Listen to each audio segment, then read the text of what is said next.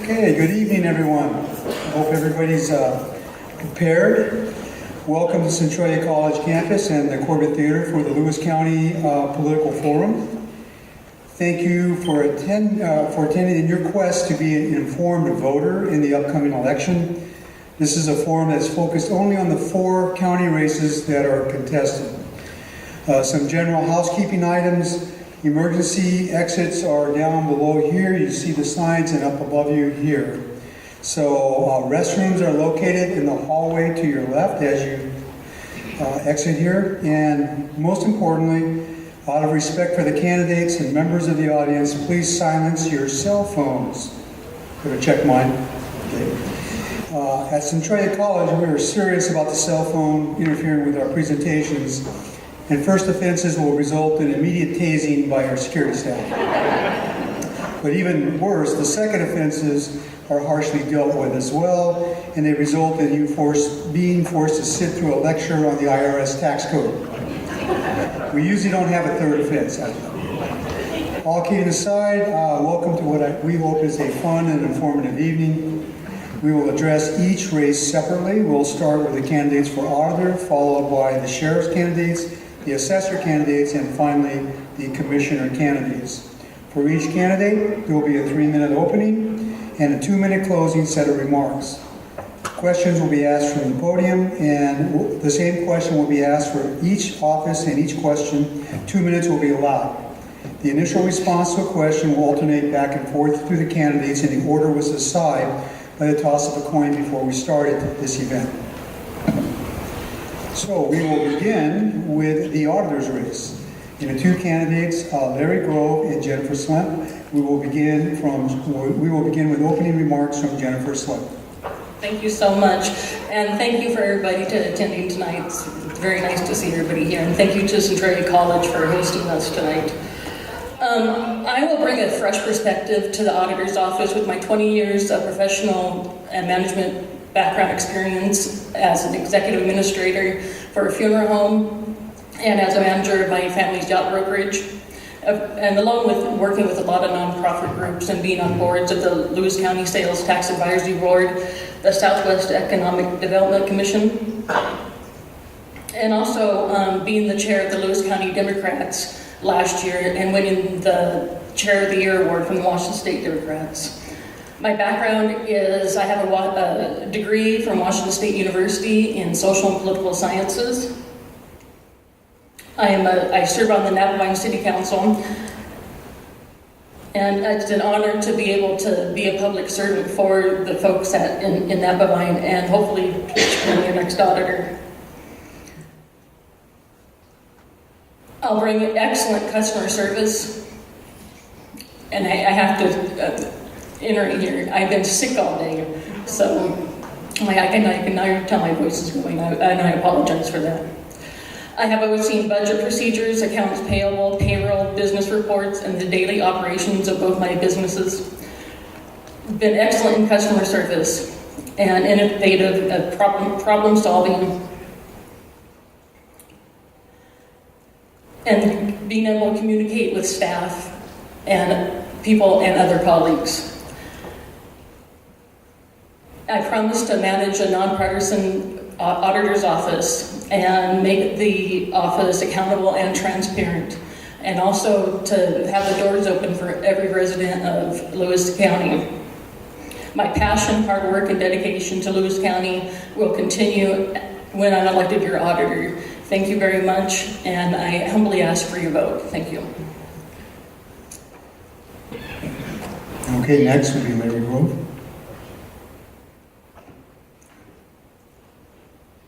I appreciate everyone coming tonight, and I just want to say I love Centralia College.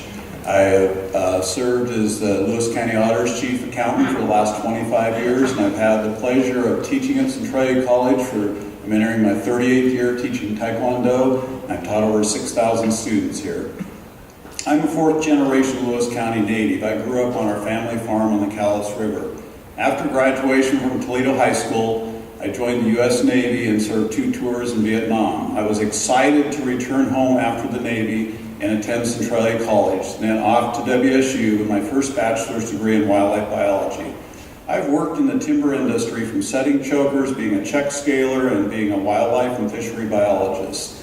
With the downturn of the forest products industry in the late 1970s, I found myself back at Centralia College, this time studying accounting and business, then to St. Martin's, my second bachelor's degree, this time in accounting.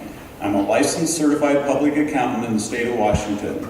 As a CPA, I've worked at a CPA firm and the Washington State Auditor's Office, where I audited state agencies and local governments. In 1989, our county auditor, Gary Zandale, hired me as his chief accountant and the chief finance officer of the county. As a CFO of the county, working with our county commissioners through prudent fiscal management, we were positioned to weather two fiscal storms, Desert Storm in the early 90s and more recently, the Great Recession. Because of this, Lewis County is in far better financial position than other counties of our size in the state.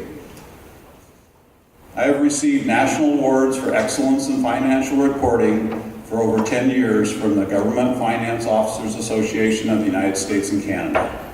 The accounting department in the auditor's office processes over $100 million of your money annually. In addition, our office audits every transaction of every county department and all special purposes districts in the county, such as fire districts, cemeteries, dikage, and drainage districts.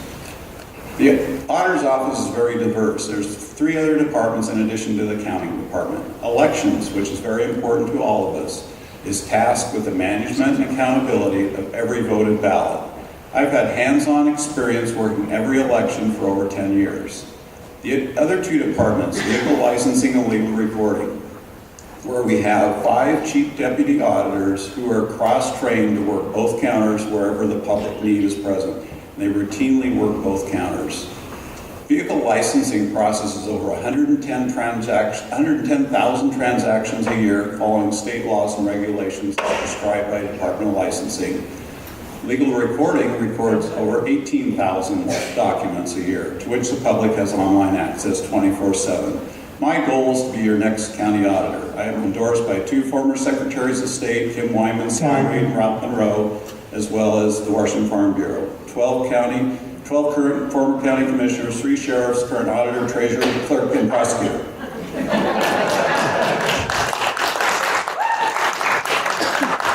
Okay, now we have the questions, and we're going to alternate the order. So Larry will go first, and then he will have 2 minutes, and then Jenifer will go second. She will have 2 minutes.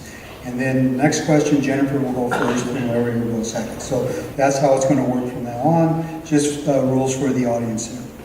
So, Larry, question, what are the top 2 priorities or changes you will make if elected?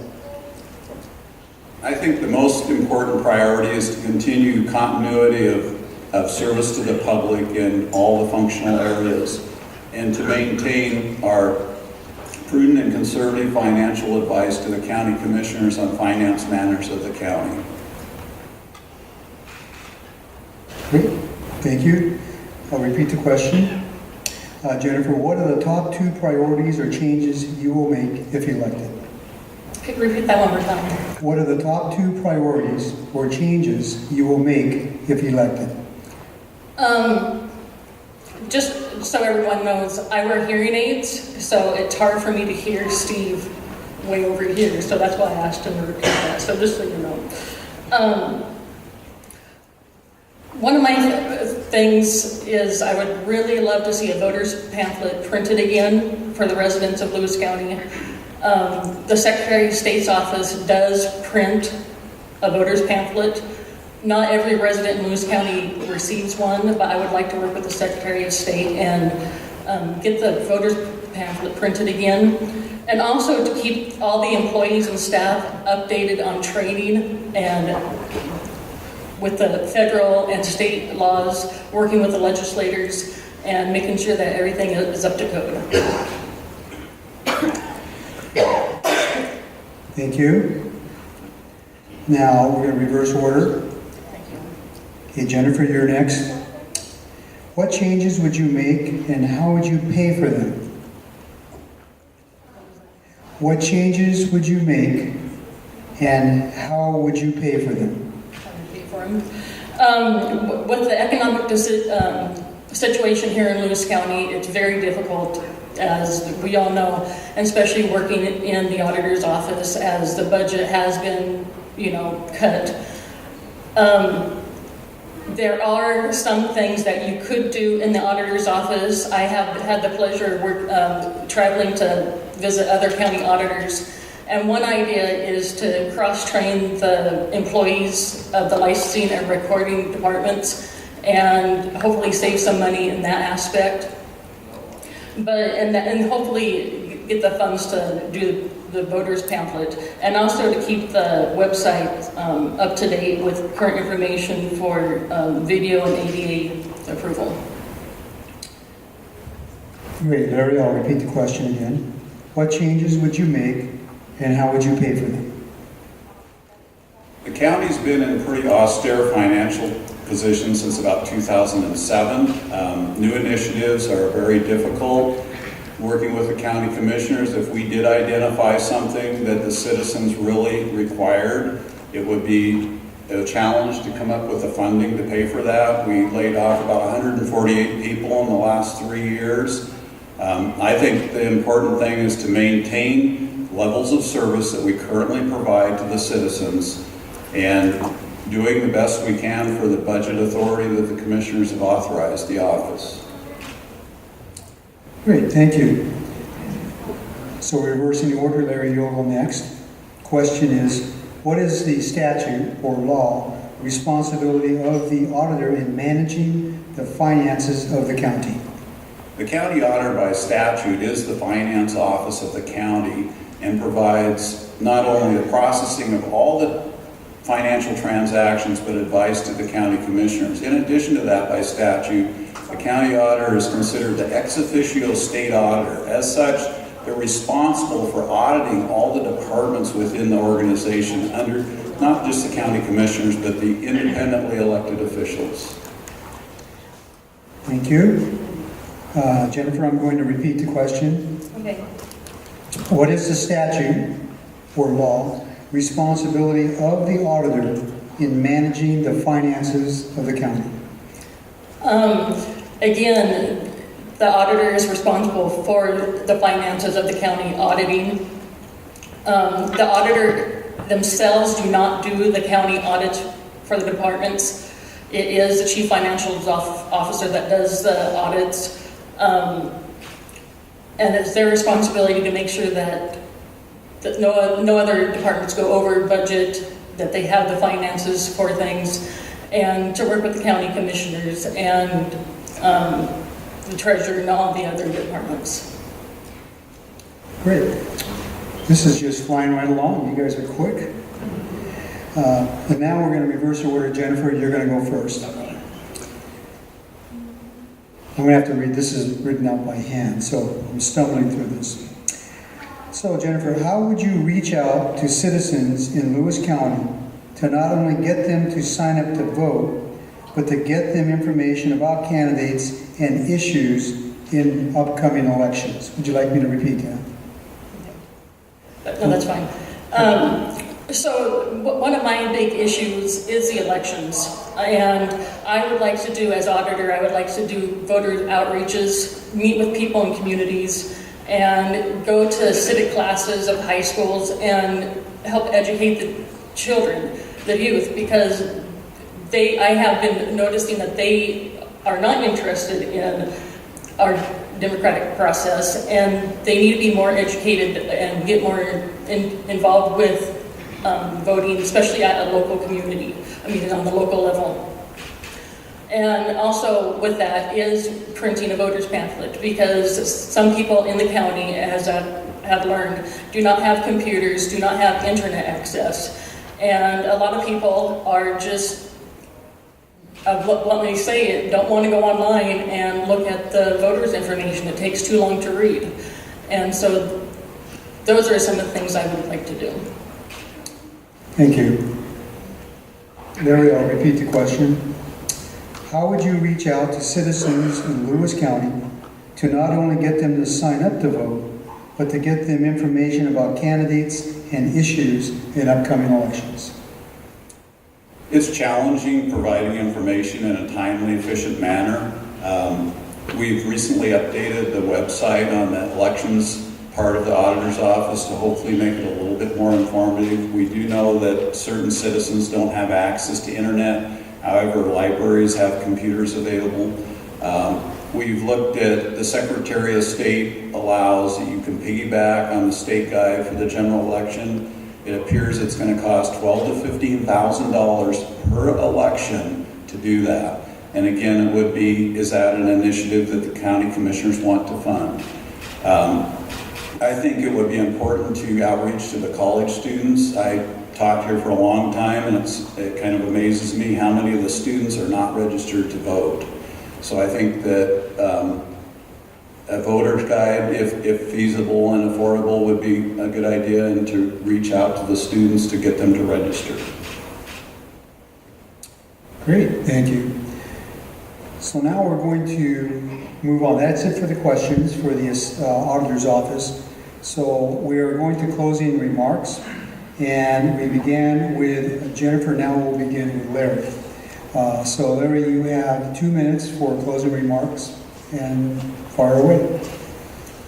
Again, it's a great pleasure to be here tonight with the retirement of my boss, Gary Zandel. After serving as your county auditor for 37 years, he strongly encouraged me to run for county auditor.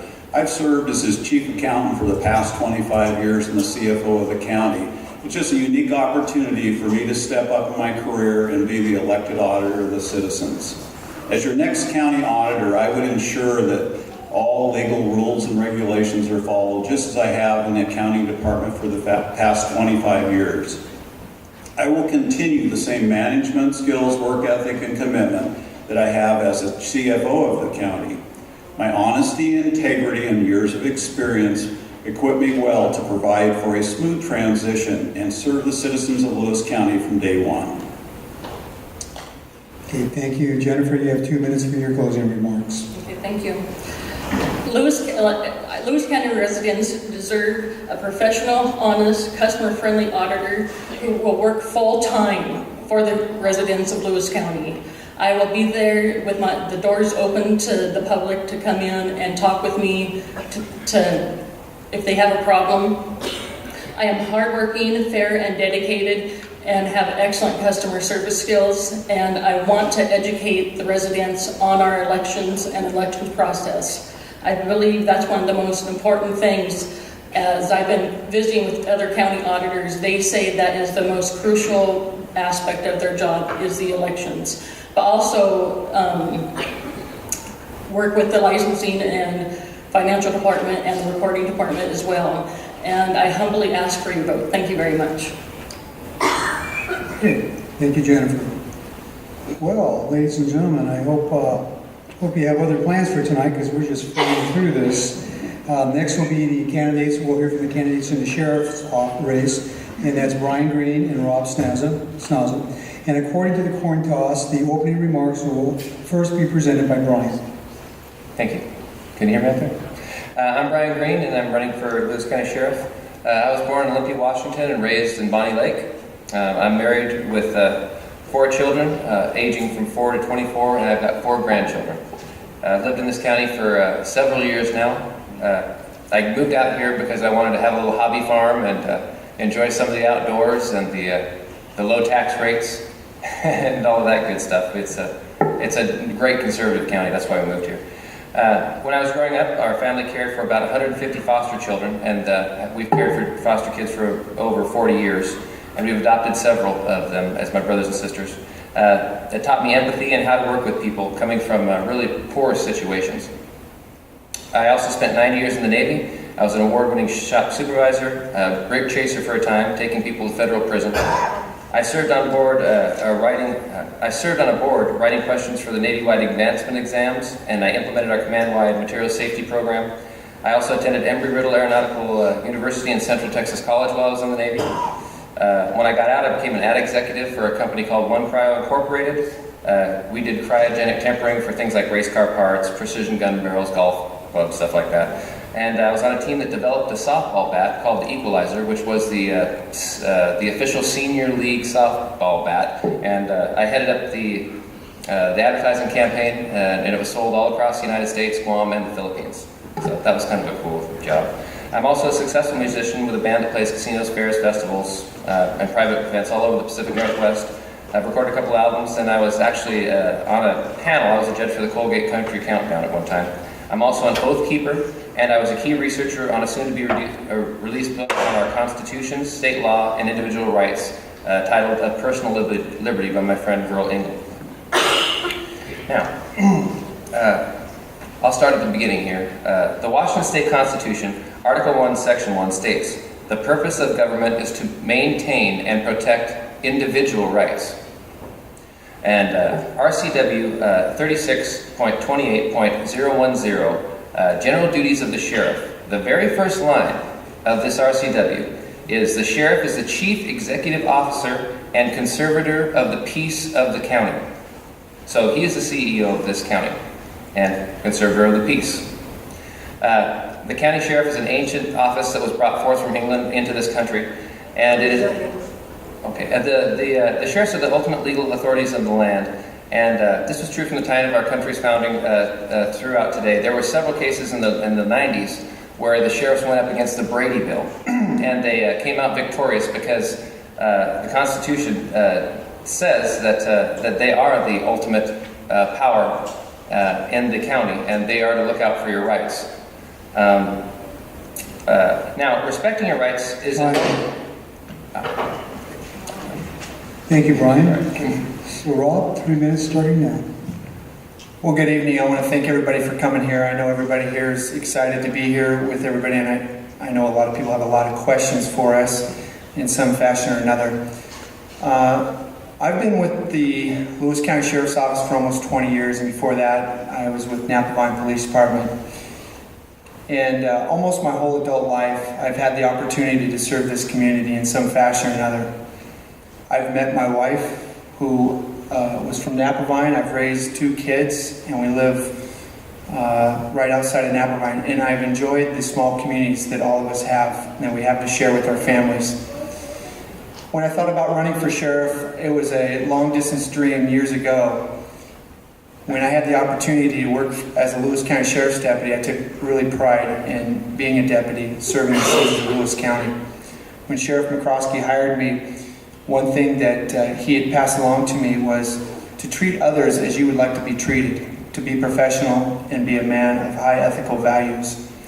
I've worked my whole professional career for the last 24 plus years upholding what I believe strongly is in community. I've been professional, ethical, and I've taken on many challenges, many difficult challenges that our communities face, all of us do. So when I thought about being sheriff, I had really took in a lot of what Sheriff McCroskey had and what Sheriff Mansfield had, and I've taken the best from both of them. I've learned from them, and I've taken the pride that they both have in serving their communities. And what this is not just being the next sheriff, it's called servant leadership. Servant leadership doesn't come easy. It comes with a lot of obstacles and challenges that we all face in our communities. And I know a lot of challenges that we face in our community is we're seeing that we're having a high unemployment rate. We're seeing some crime rate go up. We're talking about our youth. We're talking about where are our kids going to grow up, and do we want them to come back to our communities? Because I have 2 young children that I want to come back and live in this community. I want to have grandkids in this community. And that's why I've really taken on this task of being the sheriff. This is a great opportunity and a pleasure to be here tonight. Thank you. Okay, now we'll go on to the questions. We'll start with you, Rob, and you will have 2 minutes, and Brian will be next. So the first question is, please tell us what qualifications, education, experiences you have that make you uniquely qualified for this position. Well, being in law enforcement for 24 plus years, Centralia College is near and dear to my heart because it took me 12 years to get a 2-year degree here. But a lot of online classes, a lot of late night shifts, double shifts, working extra jobs. I think at one time I worked 3 jobs and went to college here just to get a credit, just to start moving up and getting educated. You know, I've taken on many tasks with the Sheriff's Office. I've held positions as drug force, task force commander, SWAT commander, team leader. I've worked with the reserve program, the volunteer program. I've had a number of opportunities to be involved in our communities, whether it was being a DARE officer, going to various schools throughout the county. I was just talking to Mr. Green earlier about going to, some of the smaller communities and teaching DARE that we no longer have. So over the years, I've had many blessings and opportunities to work in this area of law enforcement. I've worked in fiscal management. I've worked a lot in budget. I was a fire commissioner for over 6 years with District 5, where I worked a number of budgets each year, facing many challenges. But every time it was part of the community that pulled me in. And so I think I do have the experience and the leadership that requires of a sheriff. Thank you. Brian, I'll repeat the question. Please tell us what qualifications, education, and experiences you have that make you uniquely qualified for this position. Well, there's my military experience, and you get used to dealing with bureaucracies. And my experience growing up with foster children, made me more empathetic to people, and it made it easier for me to deal with people that have had less than favorable situations in their life. That helped me in the Navy also, being a shop supervisor. And I was an award-winning supervisor, like I said before. I implemented all kinds of programs throughout my command. Also, heading up that softball bat advertising campaign, that was nationwide. And that took a lot of coordination. I also have taken people to jail, like I said before. That was my job, so I understand the procedures for doing such things. And having helped write this book on individual rights, and I'm also a court watcher, by the way. You'll see me in court fairly often. So I think that I'm uniquely qualified in that I will look out for individual rights, and that's kind of my focus. And I understand people very well. So. Great, thank you. So now on to the other questions. We'll start now, Brian, with you. We're alternating. What are the top 2 priorities or changes you will make? My top 2 priorities. Well, I think that my top priority is going to be protecting the citizens' gun rights. I went down up to the Capitol when they were passing these bills, and I stood there and I watched the State Patrol usher in the anti-gunners and keep out the pro-gun people and bring in Gabby Giffords and her crowd. And from their attitude up there, you better believe they are coming for the guns. And I believe that is what the whole police militarization thing is about. That eventually, they're going to come after your guns. They don't seem to have any other real purpose. My second thing would be drugs, because 90% or above of drugs come from out of this country. They're brought in by drug gangs of some sort or another. And I think that we need to, rather than pick on the individuals for their own consensual behavior and using them as a cash cow, I think that we should cut the snake's head off at the source. And I also think that we should educate or have a program for doctors, because they are overprescribing. And as you know, hillbilly heroin is a big problem. And so those are my 2 major things. Great. I'll repeat the question, Rob, for you. What are the top 2 priorities or changes you will make?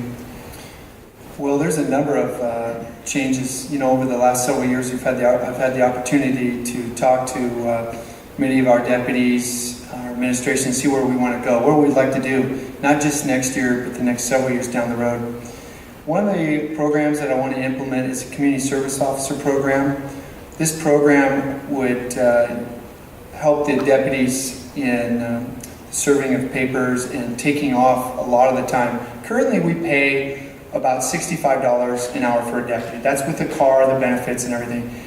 And what we need to do is, we're not going to see an increase in deputies. It's just the way the budget is. So we have to figure out ideas and innovative ways in which we can assist deputies so that the deputies are responding to calls of priority and responding to neighborhoods that they should be. With the CSO program, this will help alleviate some of the issues that we're facing on a smaller scale. With that being said, I do agree with Mr. Green on the drug issues. I think what's important first is we continue to, with the Adopt a School program, we need to get deputies involved in our schools, that we do, but getting more time in the school. I know teaching DARE over several years that we had a positive effect on our kids. And when we need to continue that, and we need to have those deputies in the school, not only just to be there, to be that role model. And that's one thing that I want to continue. And the other part is on the other side is we need to continue to work with our mental health patients. We need to work with our veterans. And we need to, the other two things is we're going to get, in the next year, I'm committed to implementing a drug court, or we're going to have a mental health court and also a veterans court. Thank you. Thank you. We're going to reverse the order now, and Rob, you're up. So this question is, what are your budget priorities? Well, the budget priorities, of course, are keeping our deputies on the road. I think that's huge. Right now, we're about 14% down. Now, that doesn't seem like a much.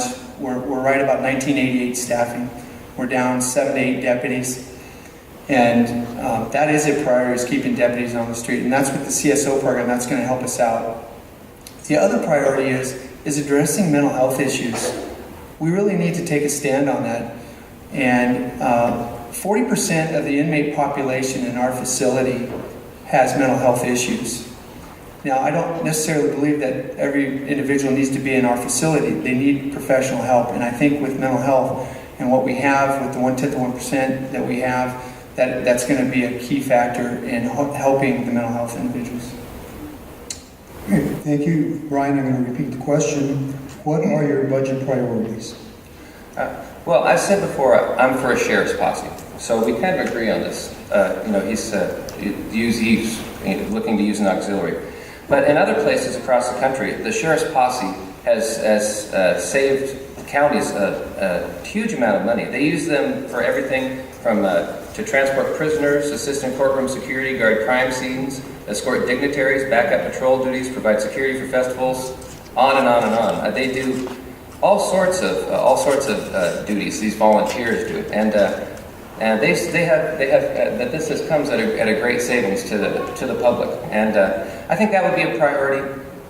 And I also agree with bringing officers into the school, but I think that they need to teach people more about their individual rights and responsibilities under the Constitution. I think that is more important than teaching them about drugs or any other sort of thing. They need to know where they stand in this society, and they need to know what their duties are to each other and where their boundaries are supposed to be. So that's what I would do. Great, thank you. On to the next question, and Brian, you'll be up first. Okay, and the question is, what is your opinion about military surplus equipment? Well, I did a bunch of research on this. The 1033, actually, it started out in the 50s. The program started out. They gave all this military surplus to fire departments, and you'll still see a lot of it, say in Eastern Washington, places like that are remote. You'll still see those old trucks and stuff that were given by the military. That all changed in the 90s, I believe, with the 1033 program. And what they did is they used the drug war as the excuse to militarize our police. And they have been bringing in ungodly amounts of military equipment into the county, into all of our counties and cities. There are 2 MRAPs in this county. And what that is for, I have no idea. I mean, unless they are going to go after the drug cartels, I can't see any reason for that kind of stuff. Unless, when they come for the guns, they're going to need that stuff. That is the only reason I can really think of. And also, by the way, the Sheriff's Department would not disclose to me what kind of training they are engaged in with this type of equipment. So, I am totally against it. 100%. Okay, thank you. Repeating the question, Rob, what is your opinion about military surplus equipment? Well, I take full responsibility for it. I was assigned as in charge of the Dermo program. I was originally part of the Dermo program, and then I assigned a deputy to it. So I take full responsibility for that. This program started way before even when I first became a deputy. Mr. Green is right in a lot of ways, and in some ways we disagree. The program was originally used when we brought in militaries. We used to have a bunch of diesel Chevy pickups that we brought in that they had obtained prior to I came into service. And then what we had is we had the V-150. It's what you look as the green tank. The V-150 has been used over the years for not only for emergency situations, tactical situations, but for rescue operations. It's been used more for rescue operations than we've used it for tactical operations. What we did is when we looked at the MRAP, it is a big vehicle. We looked at the replacement of what we could do for the V-150 because it's becoming outdated.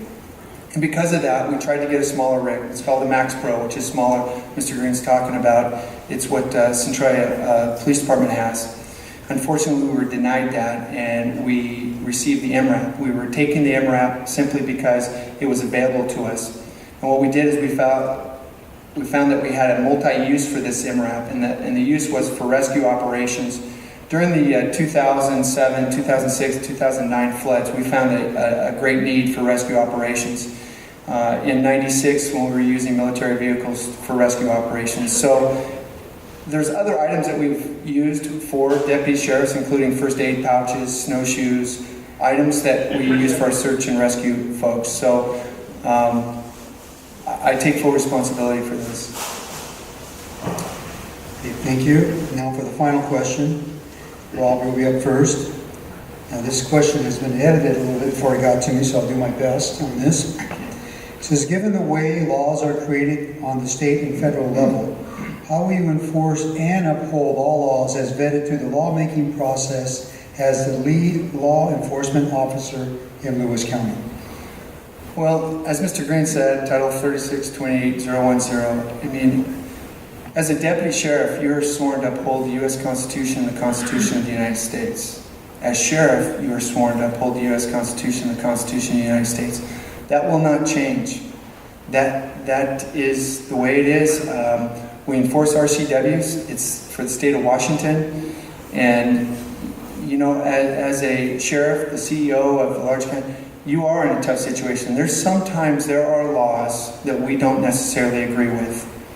I can tell you over my 24 years plus of law enforcement experience, there have been laws that I do not agree with.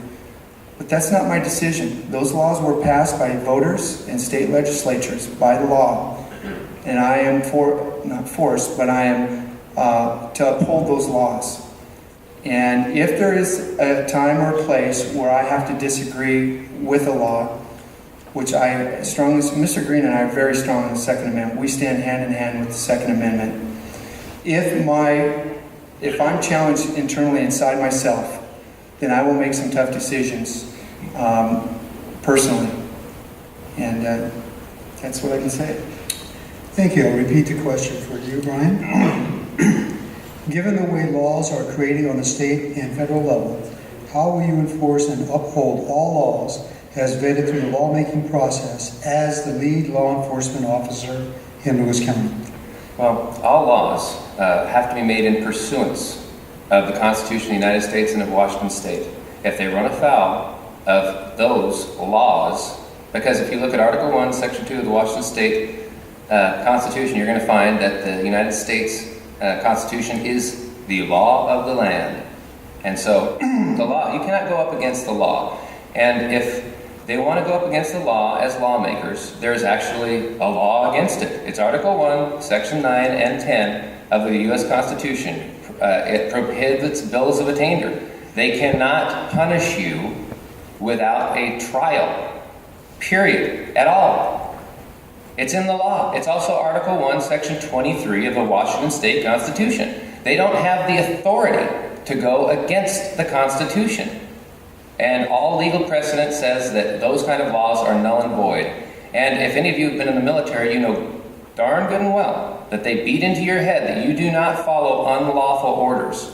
Now, I think that the deputies need to know what a lawful order is. In the law, he is the bulwark against all unlawful incursions. So, I guess I would deal with it on that basis. The law is clear. I mean, if they can't understand something as simple as shall not be infringed, then they need some remedial English lessons. Seriously. I'm supposed to follow those kind of orders? You know, at one time, those same type of people said it was okay to own another human being. So is everything they do right? Why would they make laws against color of law and against bills of attainder if they totally trusted these people? That's my answer. Thank you. That's the end of the audience submitted questions. And now for the closing remarks, 2 minutes for each candidate, and we'll start with you, Rob. Well, again, I'd like to thank everybody for being here tonight. You know, there's a lot of things that we disagree about, but that's what gives you guys the opportunity to make your own decisions. Mr. Green makes a lot of sense on a lot of things. I will tell you this, in a lot of ways we agree with these certain things, Second Amendment rights. But as being in law enforcement for 24 years, I can tell you this. My professionalism, my work ethic, and my work speaks for myself. I can tell you this. I have served this community as a servant leader for over 24 plus years. I have enjoyed a great run. And I want to take this to the next level. We have a lot of work that we can do, but we need to work with our communities. Everybody in here is here for a reason, because they want to hear what's being said. Everybody has a vested interest in our communities because they care about it. Whether Mr. Green and I disagree on several things, we both care about the communities we live in. And I can say this, what lies in the future is nothing but positive, because Lewis County is one of the greatest places to live in the state of Washington. And I know we can both agree on that. I'm excited to be your next sheriff, and thank you for your support.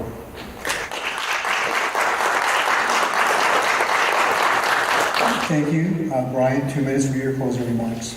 I want to thank you all for having me out here too. This has been quite a ride. I've never been in politics before. I've been a musician and done a lot of other things, but I thought I was under the microscope doing that, and nothing like this. I've learned a heck of a lot, and I've met a bunch of great people running for this office. And no matter who you vote for, me hopefully, but no matter who you vote for, you're in for a change. And I think you're in for a positive change. So you know, that's good. Maybe that'll encourage more people to get out and vote. That once they see that there's people out here that do care and are going to be looking out for you. Great.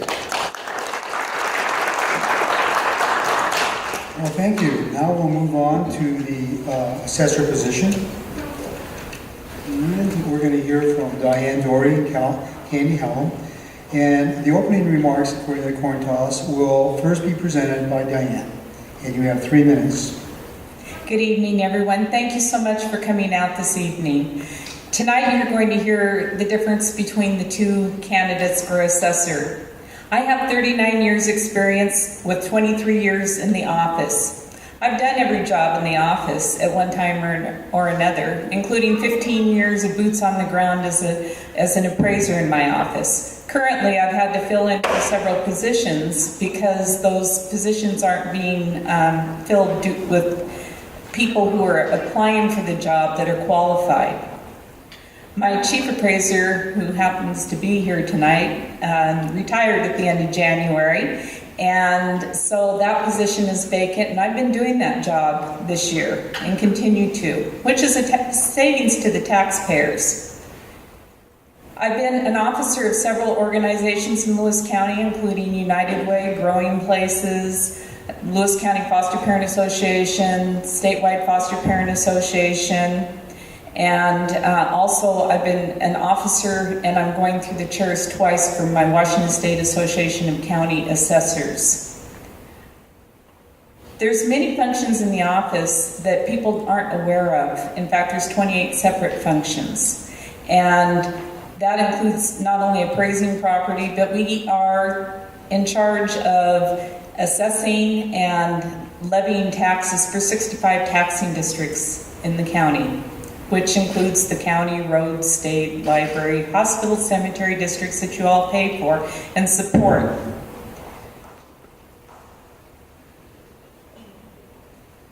Lewis County has about $6 billion in assessed value. That is local and state assessed value. That value's gone up and down over the years, and during the time that I've been in the office, I've seen where we've had times of inflation and times of deflation.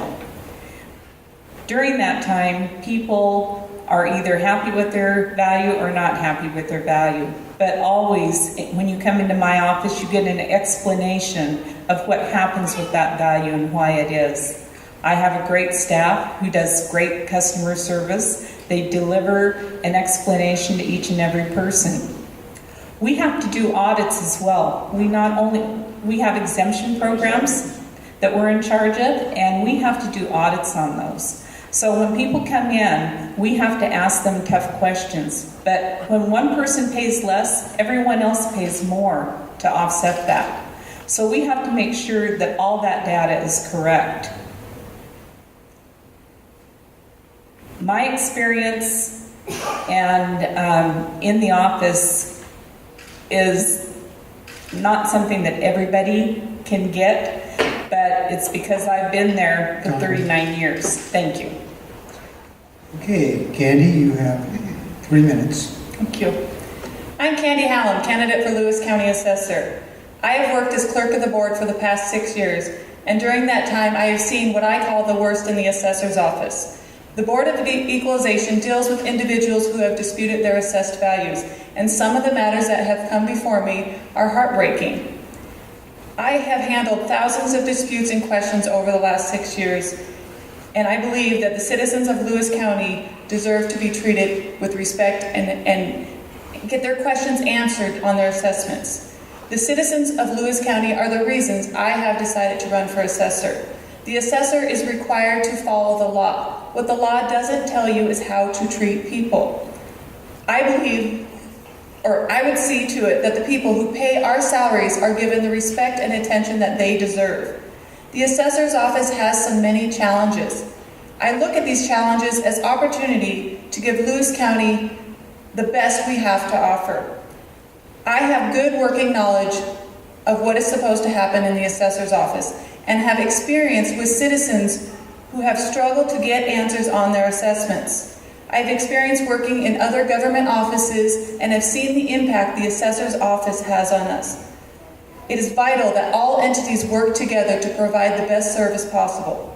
The assessor is a management position and is responsible for budgets, hiring, payroll, determining true and fair market value, and overseeing the general function of the office. For the past 12 years, I have worked in state and county government. During that time, I have worked on budgets, payroll, policy, grant applications, public disclosures.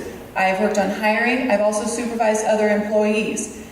And I've spent the past 6 years working with citizens and helping them understand their assessed value. This requires that I understand the process of assessing a property from the beginning to the end.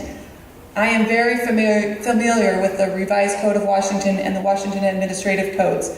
I have the experience required for this position.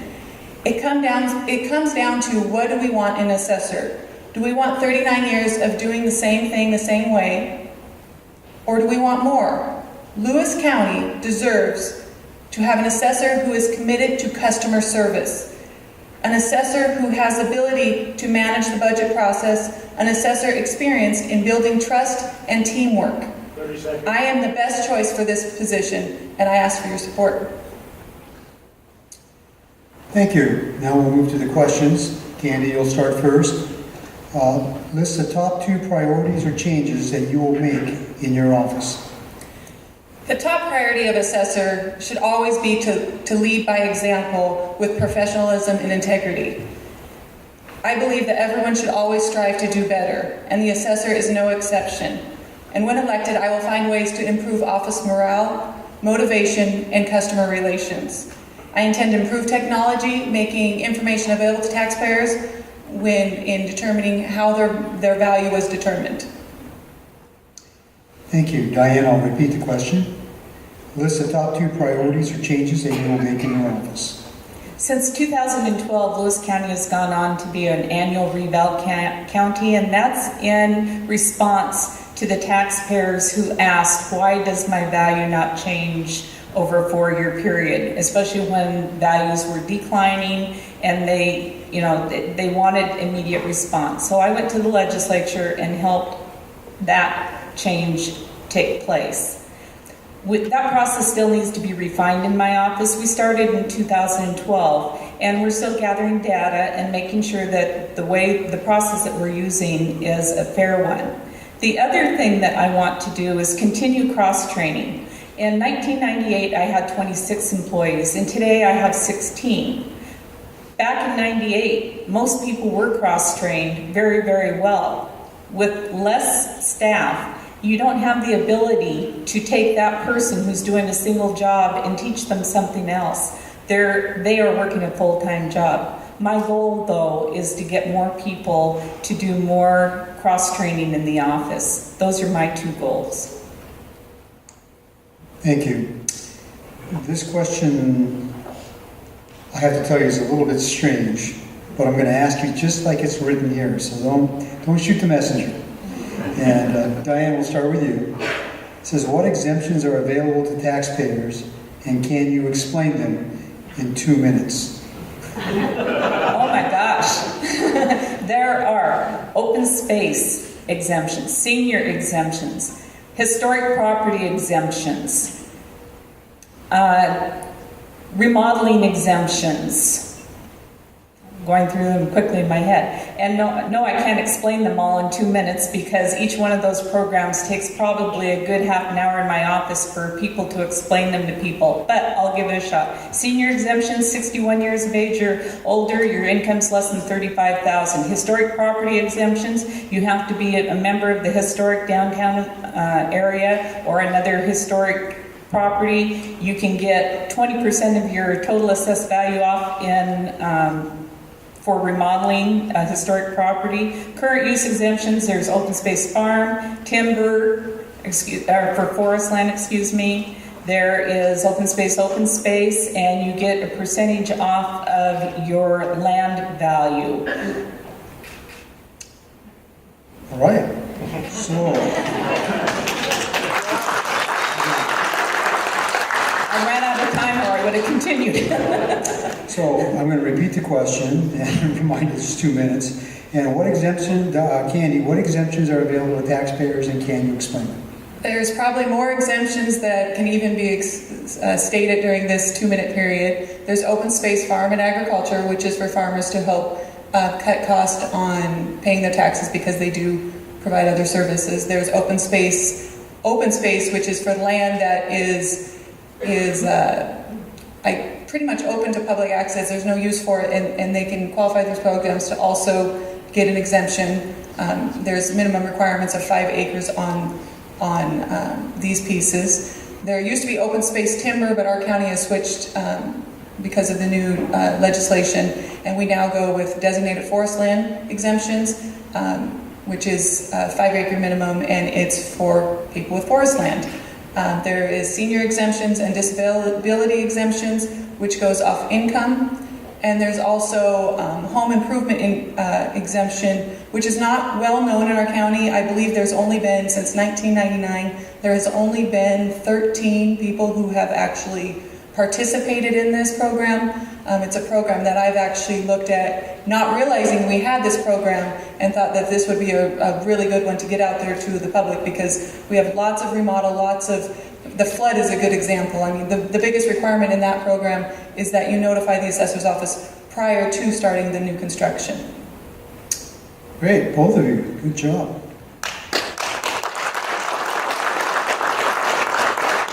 Okay, Candy, you're up first on this next question. What is your role as assessor? Oh, the role as the assessor, I hit on it a little earlier. It's a management position. It's responsible for overseeing the general function of the office. The primary duty of the assessor is to ensure that we are determining true and fair market value on properties equally throughout the county. It's one of my strong issues, because I truly believe in equality in assessment, and I think that there is a need to improve how our property in Lewis County is assessed, in making sure that it's equality, making sure the taxpayers of Lewis County are paying a fair share and not paying a higher amount because of a neighboring properties not being equally assessed to theirs.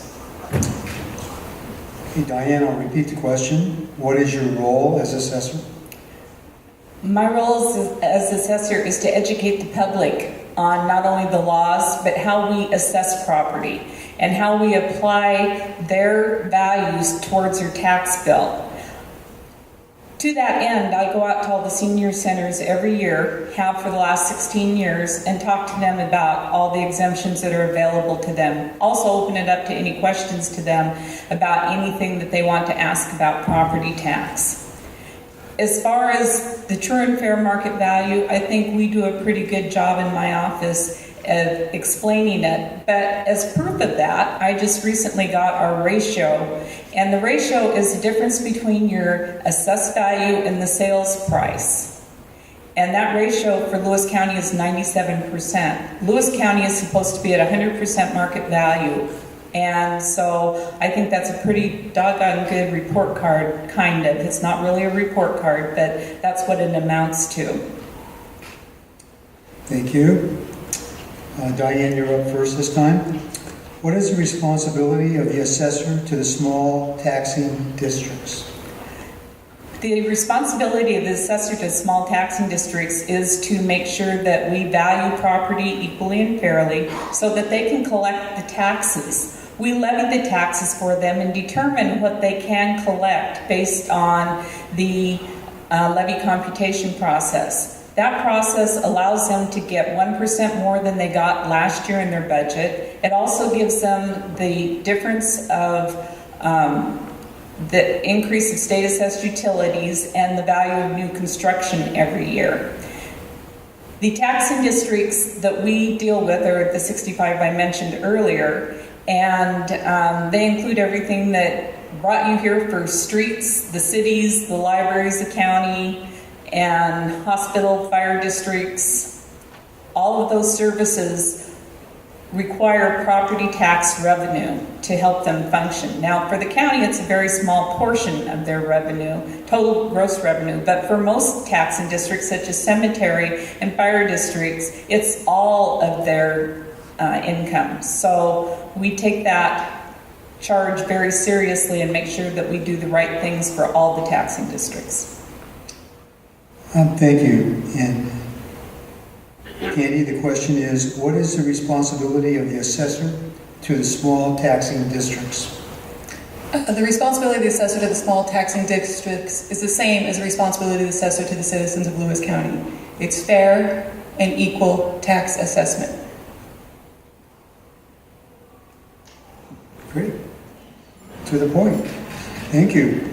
Now, Candy, you're up next for the next question here. And do you believe in placing a minimum value on property for taxation purposes? I do not. The law says true and fair market value, and that's the value that I will place on property.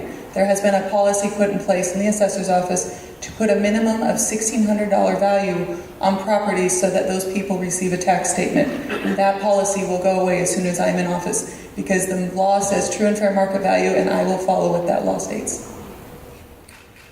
Thank you. Dianne, I'll repeat the question. Do you believe in placing a minimum value on property for taxation purposes? Yes, I do, because the law requires all property to pay taxes. Part of the test of ownership of property is that you do pay property taxes. And if you don't pay property taxes on that, court decisions have gone in the past that you relinquish your right to that property or you don't have proof that you're paying taxes. Everybody has to contribute to the county services, the roads, the libraries, all those taxing districts. And if there are people who are paying no taxes, everyone else has to pay more to offset that. Thank you very much. Final question on this list, and Dianne, we'll start with you. It has been noted that both candidates are involved in activities in the community. Please explain how those activities will add or detract from your potential role as county assessor. The activities I'm involved in are United Way. It was Growing Places until they went on to another function. My local foster parent associations. I do all of that, or 99% of that, on my own time. So how will it affect the office? It doesn't affect the office. Most of the meetings I attend and all the functions that I attend in the community are after hours. Does that detract from what I do at work? No, I'm at work and I'm there to do that work. But that's my way of giving back to the community for all that's been given to me. As a taxpayer, I want to make sure that my community leaders know what's going on in the community.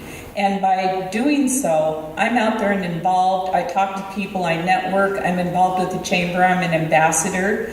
And so having a name or a face to put together with a name, that's how I wanted to say that, is important, I think, so that people know who you are. I'm approachable. People see me in the grocery store, they see me on the street, they go, "Hi Diane," and they want to talk about something. They know who I am because I've been out there and been involved.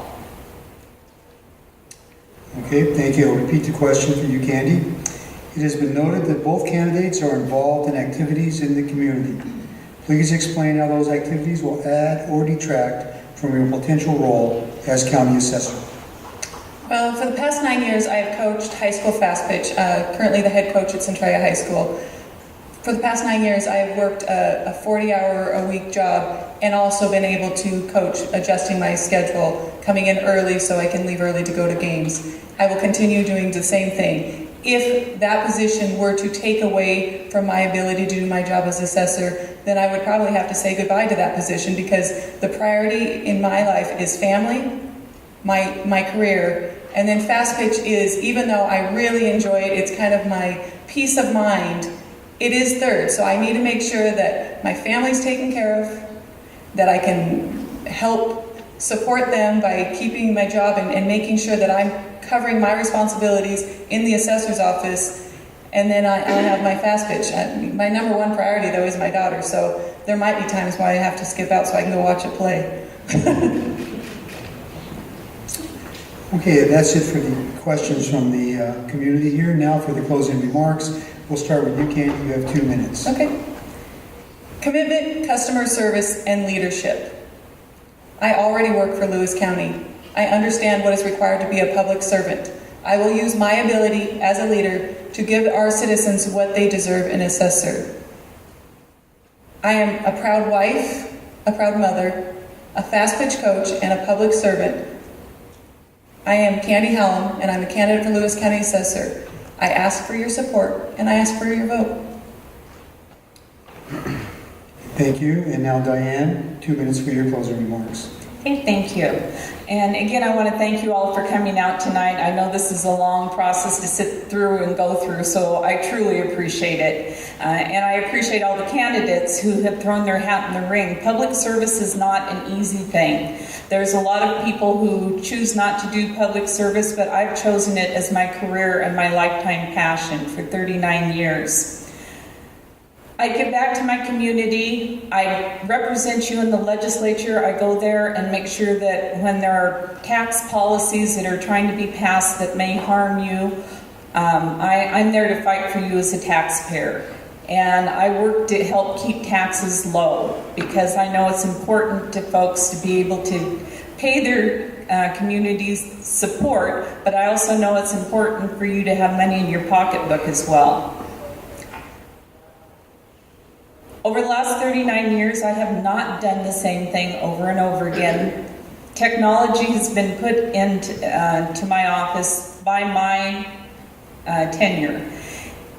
GIS, Geographic Information System, which is a computerized mapping, is something that I instituted. The internet access to your valuation and tax information, I instituted while I've been in office. Pictometry, which is another tool we use to help make sure that we assess and tax everyone equally and fairly. The experience that I have in the office and the education, I have over 1,000 hours of continuing education in the appraisal and the management of the assessment processes. So I would ask for your support and your continued support. I appreciate it over the last 16 years, and I would appreciate your vote. Thank you. And thank you. That wraps it up. For the second part.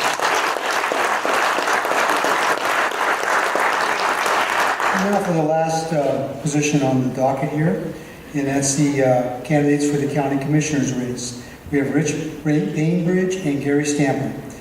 According to the coin toss, the opening remarks will be presented first by Rich. Thank you. A bit about my background. I'm from Clark County originally, went to Clark College there, went on to WSU, and during that time I worked at the Port of Vancouver and was fortunate enough to work down there during my college days.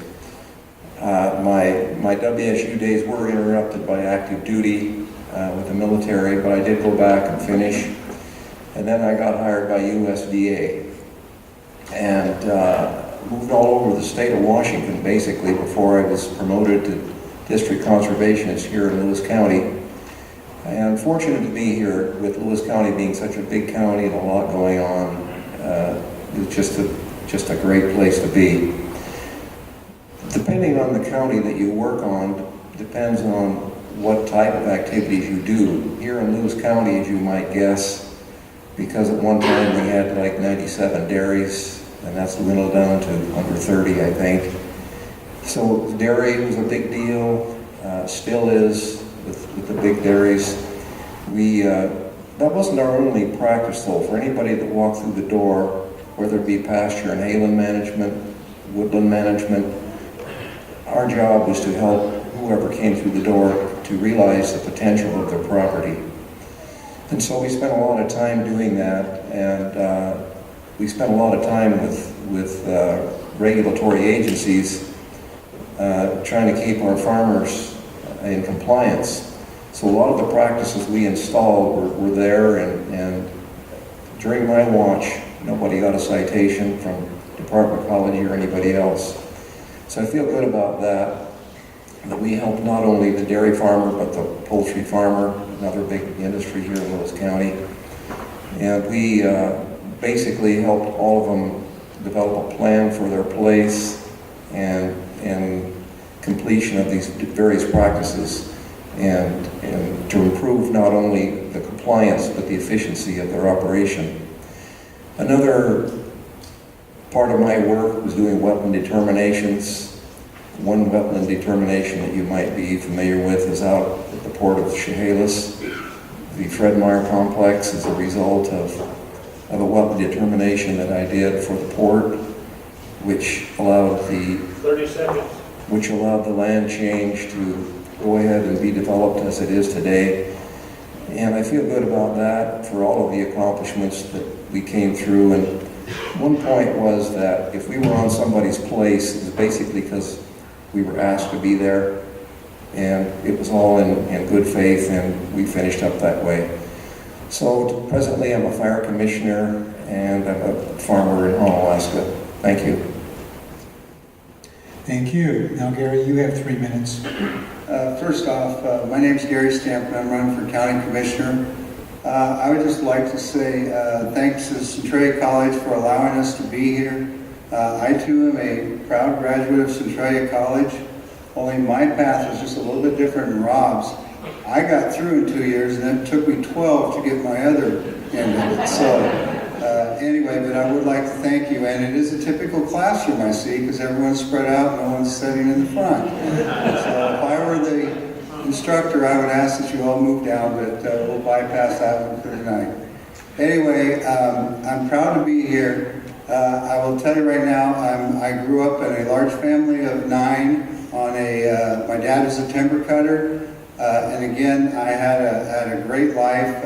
They supported us, and probably the big thing is my dad saw the handwriting on the wall as far as he saw the timber industry dwindling down, and again, he was a hard worker, no nonsense guy, but he said, you're going to have to figure it out, and that's kind of about what it was. But fortunately, my mom was a retired school teacher, so I did work in the wood industry, and wood product industry for a while, and then I decided to go back to school, and then for the last 29 years, I did end up with my degree from Central Washington University, taken various classes. I have my administrative credentials, and it's just been a very, very good life, and thanks to my mom for pushing me too. But my experiences, again, 29 years in education, the last 7 as an administrator, and again, along with those experiences, I've managed budgets, I've helped develop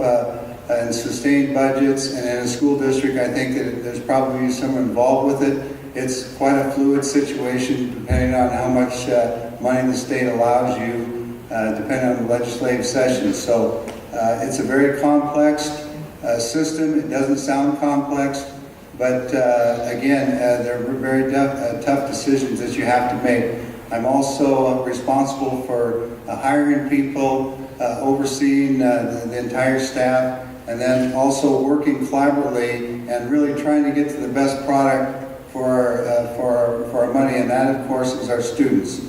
The priority is every decision that I've ever made is the fact that I am going to make a decision what's best for our students. And sometimes that doesn't make people happy, but I feel very good because I'm very, very passionate about what I do. And again, thank you for allowing me some opening remarks. Great, thank you. Now down to the questions. We're going to reverse order. Gary, you'll start. You'll have 2 minutes. The first question is, please list the top 2 priorities or changes you will make if elected. Well, the priorities obviously are to continue to promote economic growth. But again, the county commissioner's responsibility is the legislative arm of their responsibility. But I will tell you that obviously public safety is a very, very top priority. Making sure that we're interacting with school systems, I think that was mentioned for sure. And again, supporting the elderly. I'm very passionate about that too. Again, we talk about education. You know, all these things fall right in line.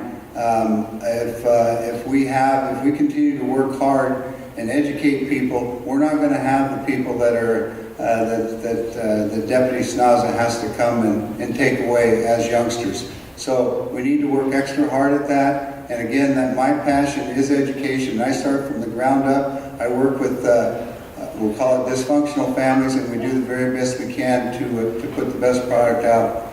And the last responsibility is maintain fiscal responsibility. That is a pledge. We are going to continue to balance the budget. I'm very proud of all of our county commissioners that they maintain, they work hard, and that's going to continue to be a top priority of maintaining fiscal responsibility for all of our citizens in Lewis County. Great, thank you. Rich, I'm going to repeat the question, and again, you have 2 minutes. Please list the top 2 priorities or changes you will make if elected. One of the things I notice when I'm talking to the public, especially during this campaign and while I was still with USDA, is the permit process.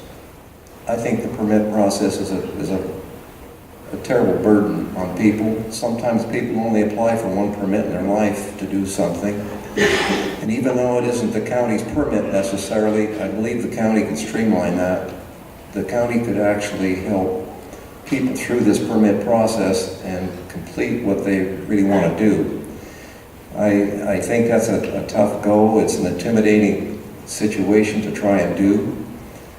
And most everything isn't usually 1 permit. There's more than 1 permit. And I would like to see the county facilitate that. The other thing that I would like to see the county do a better job of is the reserve. I'm concerned about the small reserve in the county, that I don't think it's adequate to handle any kind of an emergency. I think that, I don't know what the target should be, but it should be more than what it is now. And that comes back to my opinion too about fiscal responsibility, that you have to quit spending and you have to actually put something in there and keep it in there. That's my 2 improvements. Great, thank you very much. Okay, Rich, you'll go first, and I'm going to have to modify this because it's not really a question. So it'll be, what is, Rich, you have 2 minutes. What is your opinion on the coal and oil train safety through the county? Would you repeat that? Yes, I will. Forgive me on this. What is your opinion on the coal and oil trains safety through the county? Well, I think that the safety has to be ensured before anything could be really considered seriously. I think that I don't really know who should do that, but it's got to be someone who's certified to make that determination. But it should be safety first. It is a big subject. I'm not really against those two industries, but if it's going to go anywhere near your town, there should be some insurance. Okay, we're going to repeat this for you, Gary. What is your opinion on the coal and oil train safety through the county? Well, first, I personally believe that the oil and the coal trains are not going to stop coming through our county. And my concern is obviously the safety also. I heard Governor Inslee talking about a comprehensive plan. And again, I have never seen a comprehensive plan to deal with such could be a potential disaster. And so my concern is, I think that like everything else, like every county, the county commissioners along with the other departments need to get probably sit down and collaborate on some ideas. And more than anything else, I worry about the families, obviously, that's going to be affected by one of those terrible disasters that we've seen on TV. But secondly, I also worry about our EMS people and our emergency responders who are going to be the first on the scene that we know put their life on the line. So I think it's up to the county to develop their own comprehensive plan, and again, working with different agencies. And I know there's guidelines. I've tried to find some on the internet, but they've been few and far between because I think everyone is facing the same issues. So, but I will tell you, it's going to be a priority for this county commissioner to look at those and take care of it. Great, thanks. You're up next for the next question, and it's actually a real question. I'm happy about that. Okay. Given Lewis County's high unemployment rate, what is your specific plan for economic development and the creation of livable wage jobs? Well, first off, the Economic Development Committee does I think that they do a very good job. Again, I have had a chance to attend 2 meetings, and there's a lot of individuals there, a lot of very, very high-profile individuals and powerful business leaders. And again, working with the different businesses, along with trying to promote good business practices, continue to maintain probably impact fees in our area to minimize, to make it attractive, because it seems like everything is moving from north to south. And again, Lewis County is in line. We have both the ports that I think they're doing a good job, but it's going to take a lot of work. Again, it seems like to me like we all want living wage jobs, but it's going to take a lot of work from all the different people partnering up. Again, the training is an important piece. We know that we have many partner apprentice programs. Centralia College is doing a great job. Kudos to Centralia College, because I think that they're on the cutting edge, and we've got new leadership coming in, and I think they're going to do a phenomenal job of training and keeping our best and brightest in our county. Okay. Rich, you're up, and I'll read the question again. Given Lewis County's high unemployment rate, what is your specific plan for economic development and the creation of livable wage jobs? Well, it is a huge problem in the county. I don't quite understand why, with the counties to the north and south of us are doing well, and Lewis County's lagging behind. Look at the unemployment rate. And that's usually related to just opportunities. Usually when something doesn't happen that should happen, it's a unit of government of some form that's in the way. Somebody doesn't want it. You look at the potential in Lewis County with 2 good ports, I-5, 508, 12, and many other places. There should be more going on, and it's going to be a team approach, but the thing I would say, without knowing everything about the subject, is I would want to make sure the county's not in the way. That many times, you look at a project, why isn't it happening? It's one or another unit of government that is saying no for whatever their reasons are. And I think that should be addressed, is who's saying no and why. And I think that that could even be a special panel created in Lewis County to look at the issue of why isn't a certain project happening. And I feel strongly about that. Great, so now let's move on to the final question from the audience. And Rich, you'll be up first, 2 minutes. What is your opinion about spending and taxes? 2 minutes, remember. Spending and taxes? Spending and taxes. Well,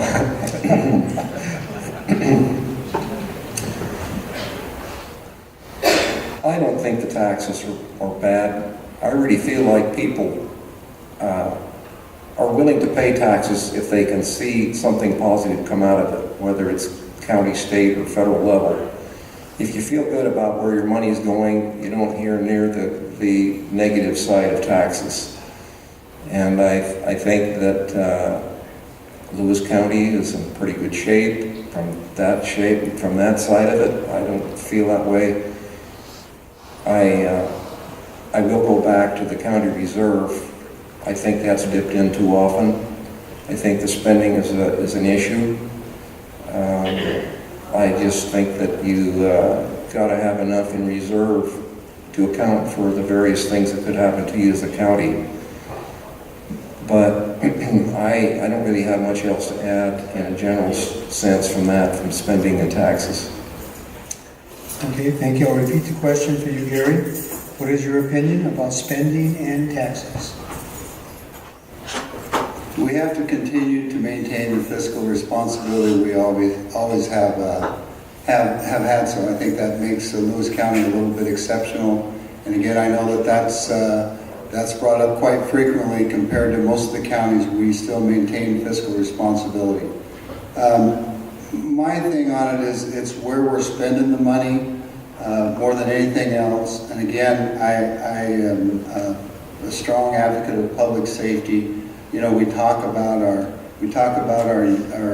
education system, which we do more with less than probably any other business in the free world. I like what we're doing as far as some of the different things where the county's providing some opportunity for small communities, the Alliance in Alaska. Again, those are the things that bring communities together. You know, we've got those, in my opinion, that money is well spent because you're going to get about 4 or 5-fold back from those opportunities, what they do. The $200,000 plus that they've invested in that has gotten far more money in return for that. So I think that we need to continue to be fiscally responsible, along with watching our budget, security for all of our citizens, and making that a priority. But at the same time, working hard, and if we have opportunity to spend some opportunity for our communities, we need to continue that also. Great, now we're going to close with the remarks for each candidate, 2 minutes. So we'll start with you, Gary, and then go to you, Rich.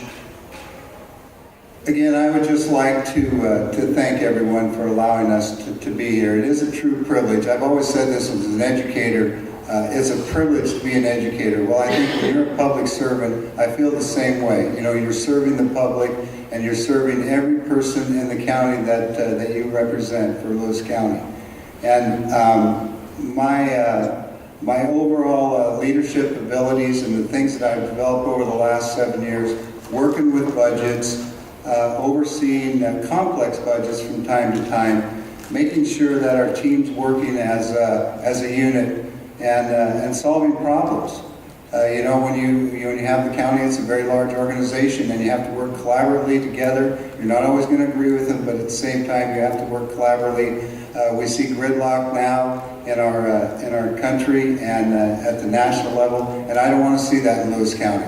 I think we're all very, very smart, bright people, and we can work together to solve every problem that we come up against. Great, thank you. I think we have a round of applause due to these folks here. So I'd like to make a confession. I am a political forum rookie. At least I was until this is completed. So I was a bit nervous when I was approached to do this. I was thinking, a political forum, what's going to happen? Does somebody have to jump in between the candidates and spread them apart, etc.? Well, I want to tell you, I was very pleased by the professionalism exhibited by your candidates here. Respect for each other, respect for the process, and I think a very informative session for you, the voters, as you go about a very difficult task. I think we still have one guy to Obviously, I'm a rookie. Obviously. Rich, I am so sorry. So you have your 2 minutes. I had it made. Okay. He's gonna blame it on you. Okay, I'll go ahead. When we're out knocking on doors and campaigning and parades, occasionally we get asked, why do you think you're the candidate? What makes you qualified? Why are you here? And I will answer tonight what I tell those people. First off, I'm a landowner and ag producer myself. I can identify with landowners and the problems that they're having to try and make their place productive and stay out of trouble with regulatory agencies, etc. That's helped me to relate to a lot of people, but that's one thing I think helps me relate to people because it's been my career talking one-on-one with landowners and to try and get the potential out of their place, as small as it might be.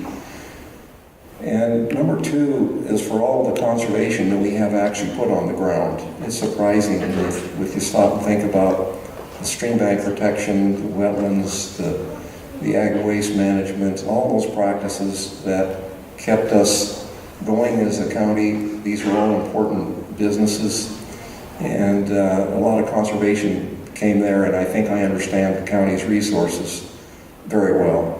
And I know there's a lot of resource issues coming up with the things that Lewis County wants to do. And third would be my ability to work with regulatory agencies. I've dealt with all of them at all levels. I pretty well know where they're coming from and can deal with them. And it costs a lot of time to reiterate where they're all coming from, but I think my knowledge of the regulatory agencies would be a great benefit too. Finally, I'm a fiscal conservative, and I think we're overregulated. Thank you. Thank you. My apologies, Rich. I'm really sorry about that. And since it's being recorded, this will probably be my last political forum. So I totally messed that up.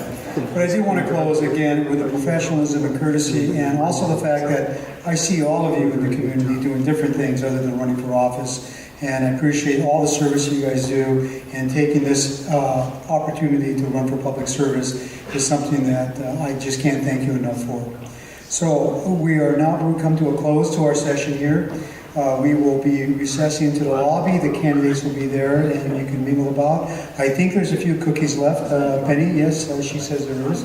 So, and I need some of that now, obviously. But thank you all for attending, and we'll hopefully have a great election here.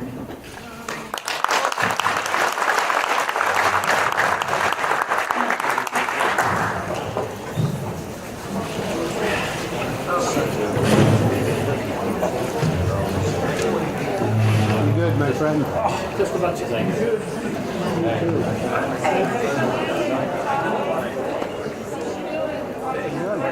Good.